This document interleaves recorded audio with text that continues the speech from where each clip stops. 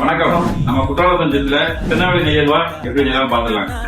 சம்பா கோதுமையை ஊற வச்சு அரைச்சி பால் எடுத்துக்கலாம். மண்ணமா தேய்ச்சி விட்ட சந்தனமா ஏத்தி வச்ச குங்குமமா பார்த்தேனே கண்ணால கேட்டேனே முன்ன போல தேவையான அளவு ஜீனி தூக்கி வச்சு கொஞ்சமா மண்ணமா கேக்குறிய பேச்சு நல்லா இல்ல.